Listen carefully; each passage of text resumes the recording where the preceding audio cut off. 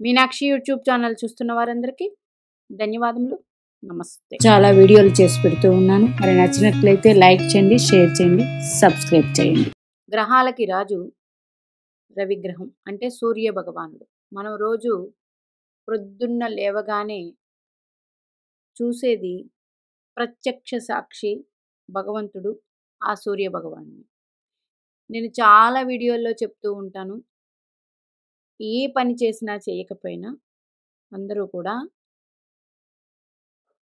అంటే మన హిందూ ధర్మం పాటించే వాళ్ళు అందరూ కూడా రవిగ్రహ ఆరాధన చేయండి. ఎందుకంటే ఆయన గ్రహాలకి రాజు, మనకి ప్రత్యక్ష దేవుడు రవిగ్రహం. మరి రవి ఆరాధన అంటే ఏమీ లేదు. పొద్దున్నే లేచి స్నానం చేసి రవి భగవానుడికి అర్ఘ్యం ఇచ్చి నమస్కరించడం చాలు. ఆయన అర్ఘ్యప్రియుడు. మరి ఈ రవిగ్రహ ఆరాధన చేసినట్లయితే ప్రతి ఒక్కరికి గ్రహాలన్నీ వాటి అంతట అవే రవి అనుకూలంలో, రవి ఆచరణలో నడిచి మనకి బాధలున్న పక్క నుండి తప్పించేస్తారు. అందుకే రవి బలం జాతక చక్రానికి ఉండాలి, కానీ రవి బలం అందరికీ ఉండదు.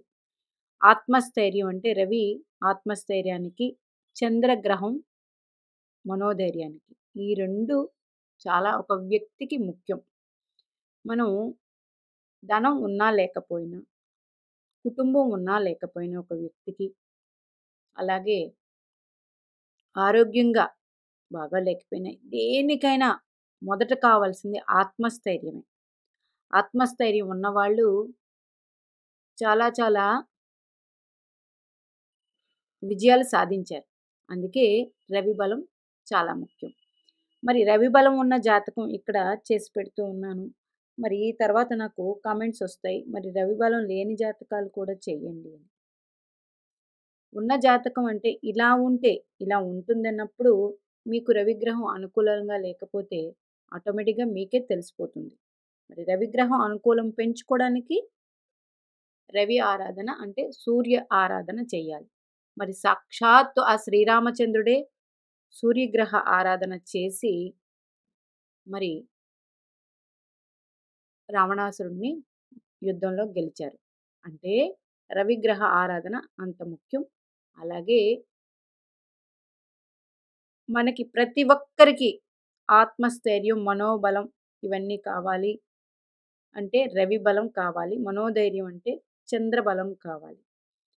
మరి రవిగ్రహం ఉన్న జాతక చక్రం ఈరోజు చేయడం జరుగుతుంది. మరి అలాగే వీడియో చివరి వరకు చూడండి. రవిగ్రహ అనుకూలం పొందాలంటే ఏమేమి చెయ్యాలి వీడియో చివరిలో చెప్తాను. మరైతే ఇది 12వ నెల 1995 సంవత్సరం పుట్టిన వారి జాతకం. వీరు స్త్రీ. అయితే వీరికి లగ్నం మేషలగ్నం. మేషలగ్నంలో జన్మించిన వాళ్ళు కూడా చాలా అరుదుగా కనిపిస్తారు. ఎందుకంటే మొదటి రాశి అది. అలాగే మేషరాశి కాలపురుష కుండల చక్రానికి మొదటి రాశి కాబట్టి దానికి కారకుడు, లగ్నకారకుడు కూడా రవే. ఎవరికైనా లగ్నకారకుడు రవి గ్రహం. లగ్నం అంటే ఒక వ్యక్తి ఆలోచనలు, నడవడిక, అలాగే రూపురేఖలు, మరి వాళ్ళు ఎలా ఉంటారు అనేది లగ్నం అంటే లగ్నాధిపతిని రవిగ్రహం ఎలా ఉన్నారు అని చూసి తెలిసిపోతుంది. అలాగే మరి మేషలగ్నానికి కారకుడే రవి, మరి లగ్నాధిపతి కుజుడు అన్నప్పుడు ఈవిడ జ్యేష్ఠ నక్షత్రం చంద్రుడు అంటే వృశ్చిక రాశిలో ఉండగా జన్మించారు. ఈ లగ్నానికి చతుర్థాధిపతి, పంచమాధిపతి రవిగ్రహం. మేషలగ్నానికి ఇది కాలపురుష కుండల చక్ర రాశి కూడా అవుతుంది. అందుకే అరుదుగా జన్మిస్తారని చెప్పి ఉన్నాను. మేషలగ్నానికి పంచమాధిపతి రవి, భాగ్యాధిపతి గురుడు, లగ్నాధిపతి కుజుడు. ప్రతి వీడియోలో చెప్తూ ఉంటాను, లగ్న పంచమ భాగ్యాధిపతులు శుభులు అవుతారు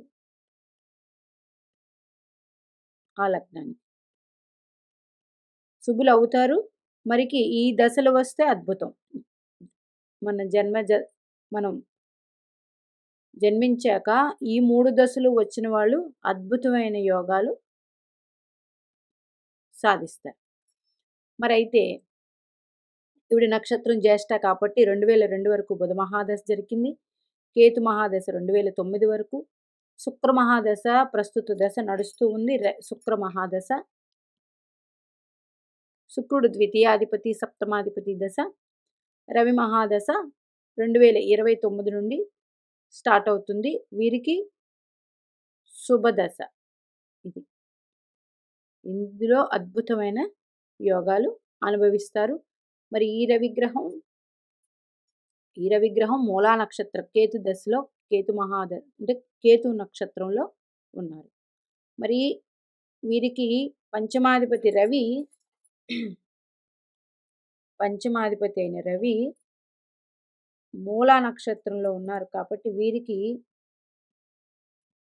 ఆధ్యాత్మిక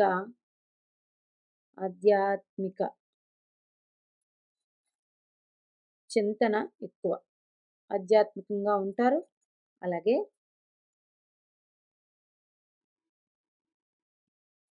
తండ్రికి కూడా ఆధ్యాత్మిక చింతన ఉంటుంది. ఇది తండ్రి అనేటప్పటికి భాగ్యస్థానంలో స్థితి పొందారు. రవి కూడా మూలా నక్షత్రంలో ఉన్నారు. గురుడు కూడా మూలా నక్షత్రంలో ఉన్నారు.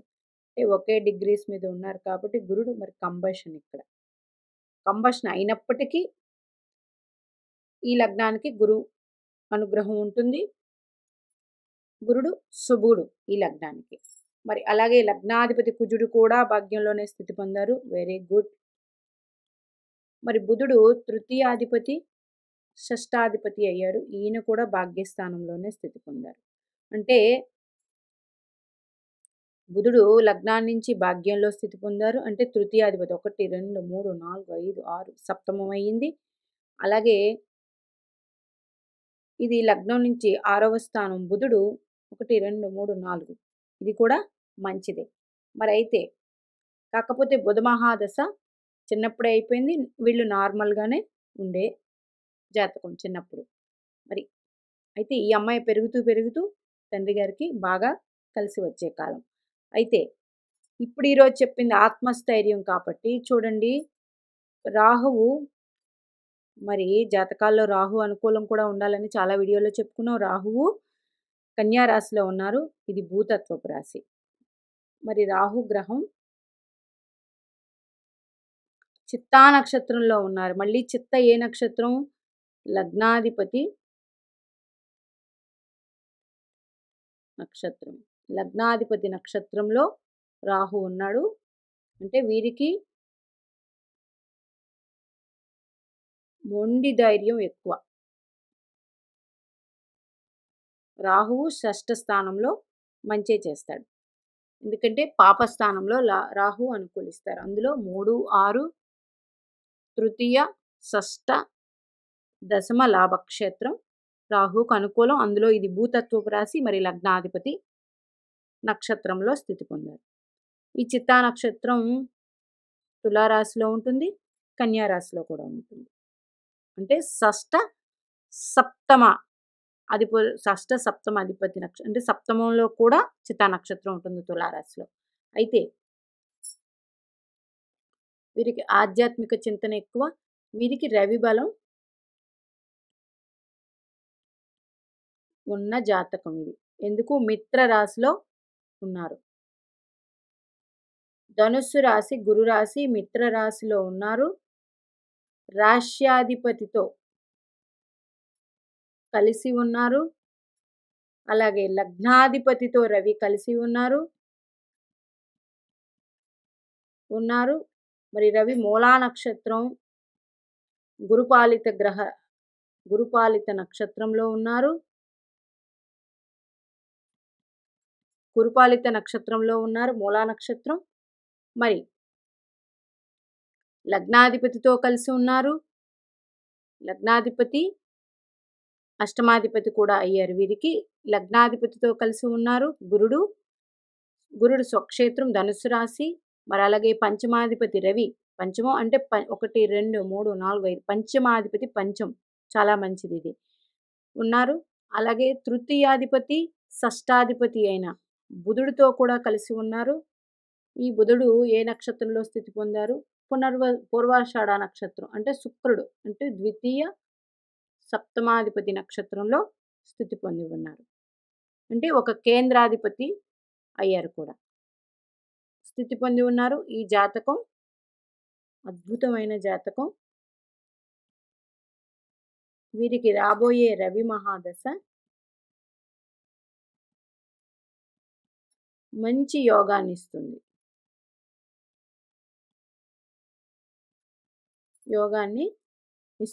ఇది 100%.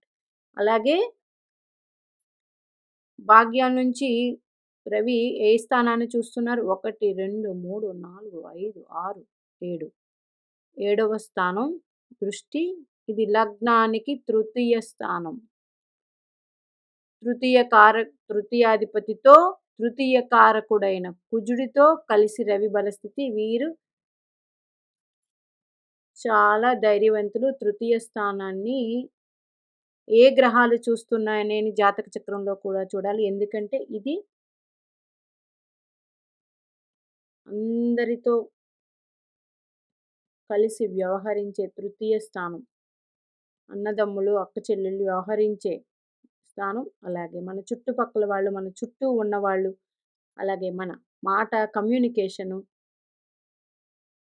ఈ స్థానం చెప్తాం. తృతీయ స్థానాన్ని ఏదైనా గ్రహాలు చూస్తూ ఉంటే ఆ గ్రహాలు తృతీయాధిపతి అయ్యి, అంటే ఇక్కడ బుధుడు కూడా తన స్వక్షేత్రాన్ని చూస్తూ ఉన్నారు. అలాగే కారకుడు కుజుడు చూస్తూ ఉన్నారు. అలాగే పంచమాధిపతి జ్ఞానము, బుద్ధి ఇవన్నీ కూడా ఇచ్చే రవిగ్రహం చూస్తూ ఉన్నారు. అలాగే గురుడు చూస్తూ ఉన్నారు. అంటే వీరి బుద్ధి, తెలివితేటలు అన్నీ కూడా వీరి బుద్ధి, వీరికి తెలివితేటలు, మాట చాతుర్యం ఇవన్నీ బాగుంటాయి. అందుకని రవి మహాదశ యోగిస్తుంది. ఇంకా వచ్చేది చంద్రమహాదశ. చంద్రమహాదశ చతుర్థాధిపతి 1, 2, 3, 4 చతుర్థాధిపతి చతుర్థంలో పంచమం అవుతుంది. చతుర్థాధిపతి నుంచి పంచమం కాబట్టి చంద్రమహాదశ బాగానే ఉంటుంది. కానీ లగ్నం నుంచి అష్టమంలో ఉన్నారు. రవి గ్రహానికి వెనుక ఉన్నారు చంద్రుడు చూడండి. అందుకని ఆరోగ్య విషయంలో ఎప్పుడూ జాగ్రత్తగా ఉండాలి. అలాగే తల్లిగారి ఆరోగ్యం కూడా చూసుకోవాలి. ఆ టైంలో చతుర్థాధిపతి అయ్యాడు. రవిగ్రహానికి వ్యయస్థితి పొందాడు. రవిగ్రహానికి పంచమాధిపతి రవిగ్రహం వ్యయాధిపతి అయ్యాడు. మళ్ళీ రవి నుంచి వ్యయస్థితి పొందాడు చంద్రుడు. కాబట్టి తల్లిగారి ఆరోగ్యం ఆ టైంలో చూసుకోవాల్సిన అవసరం ఉంటుంది. ఇలాగ ప్రతిదీ మనం ఒక భావాన్ని ప్రిడిక్షన్ చేసుకుంటూ చూసుకోవాలి. అలాగే ఈవిడికి గురుడు లగ్నాన్ని చూస్తున్నారు. మంచి బుద్ధి ఉంటుంది. గురుడు లగ్నంతో పాటు సప్తమాన్ని చూస్తూ ఉంటారు. సప్తమం కాదు, గురుడు తృతీయాన్ని చూస్తూ ఉంటారు. అలాగే 1, 2, 3, 4 పంచమాన్ని కూడా చూస్తూ ఉంటారు. అన్ని విధాల గురుడు యోగదాయకం. అయితే గురు మహాదశ చాలా చివర్లో వస్తుంది. ఈవిడికి పెద్ద వయసు అయిన తర్వాత గురు అనుగ్రహం ఉంది. ఈ జాతకానికి రవి అనుగ్రహం ఉంది. మరి ఇలా ఉన్న జాతకాలు అద్భుతమైన ఫలితాలు ఇస్తాయి. మీనాక్షి దేవి ఆశీస్సులు మనందరి మీద ఉండాలని కోరుకుంటూ నమస్తే.